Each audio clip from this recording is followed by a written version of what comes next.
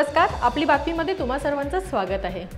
भारतीय सैन्याच्या पराक्रमाला काँग्रेस तमाशा म्हणत आहे। माननीय पंतप्रधान नरेंद्र मोदीजी यांनी एका सभेतील भाषणात सांगितले, कांग्रेस हमारी सेनाओं के पराक्रम का लगातार अपमान कर रही है। कांग्रेस ने ऑपरेशन सिंदूर को तमाशा कहा है। आप मुझे बताइए,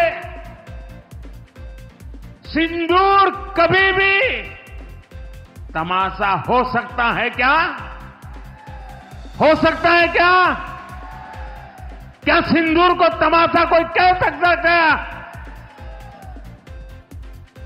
हमारी सेना का पराक्रम और बहनों के सिंदूर का बदला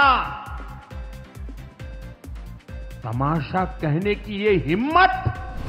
देशाचे माननीय सरन्यायाधीश भूषण गवई साहेब बद्दल माननीय मुख्यमंत्री देवेंद्रजी फडणवीस यांनी काय सांगितले ते ऐकूया। की या संपूर्ण दीक्षाभूमीच्या या कॉलेजच्या उभारणीत जडणघडणीमध्ये ज्यांचा अतिशय मोलाचा वाटा आहे ते माननीय दादासाहेब गवई यांचेच सुपुत्र भूषण गवई साहेब हे देशाचे सरन्यायाधीश म्हणून आज या ठिकाणी उपस्थित आहेत। ही खरोखर मला असं वाटतं की एक विलक्षण अशा प्रकारचा योगायोग आहे। स्वराज्य हा माझा जन्मसिद्ध अधिकार आहे या लोकमान्य टिळकांच्या विधानाने काय परिवर्तन घडून आले हे माननीय मुख्यमंत्री देवेंद्रजी फडणवीस यांनी आपल्या एका भाषणात सांगितले। स्वराज्य माझा जन्मसिद्ध अधिकार आहे आणि तो मी मिळवणारच।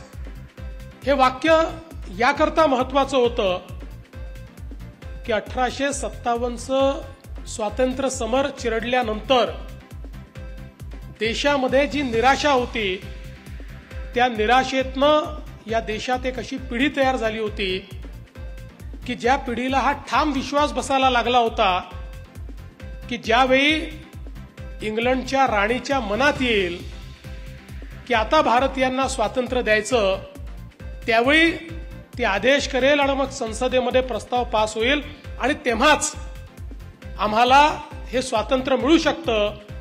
कारण इंग्रजी साम्राज्याचा सूर्य अस्तच होऊ शकत नाही अशा प्रकारची एक भ्रांती अनेक भारतीयांच्या मनामध्ये तयार झाली होती।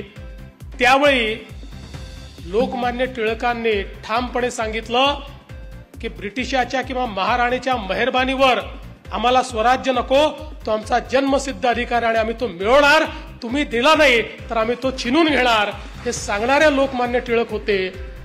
माननीय पंतप्रधान नरेंद्र मोदीजी यांनी एका क्लिकवर देशातील 9.70 कोटीहून अधिक शेतकऱ्यांच्या बँक खात्यात थेट डीबीटीद्वारे 20,500 कोटी रुपयांपेक्षा जास्त रक्कम हस्तांतरित केली।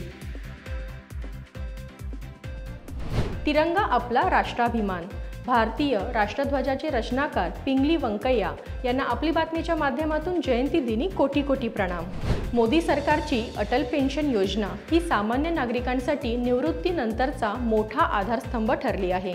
आजवर 8 कोटीपेक्षा अधिक नागरिकांनी तसेच 2024-25 या एका वर्षात 39 लाखाहून अधिक नागरिकांनी नोंदणी केली। नोंदणीकृत सदस्यांनी 60 वर्ष पूर्ण झाल्यानंतर दरमहा 1,000 ते 5,000 पर्यंत खात्रीशीर पेन्शन मिळते। 71व्या राष्ट्रीय चित्रपट पुरस्कार प्राप्त कलाकारांमध्ये मराठीचा डंका। दरवर्षीप्रमाणे यावर्षी देखील या पुरस्कारांमध्ये मराठी कलाकारांनी यश मिळवले आहे। मराठी कलाकारांसह 71व्या राष्ट्रीय चित्रपट पुरस्कार सन्मानित करण्यात आलेल्या सर्व कलाकारांचे आपली बातमीच्या माध्यमातून हार्दिक अभिनंदन। आता महाराष्ट्र भाजपा 1.5 कोटी सदस्यांचा पक्ष बनला आहे। तुम्हाला सुद्धा भाजपचे सदस्य व्हायचे का? तर तुमच्या फोनवरून 8800002024 या क्रमांकावर मिस कॉल द्या आणि भाजपा परिवाराचे सदस्य व्हा। नंबर पुन्हा एकदा ऐकून घ्या, 8800002024 या नंबरवर मिस कॉल द्या आणि देशाच्या विकासात सहभागी व्हा। आजच्या बातम्यांमध्ये इथेच घेऊया विराम। उद्या पुन्हा भेटूया नव्या बातम्यांसह। पाहत रहा आपली बातमी, आपल्या पक्षाची बातमी। धन्यवाद।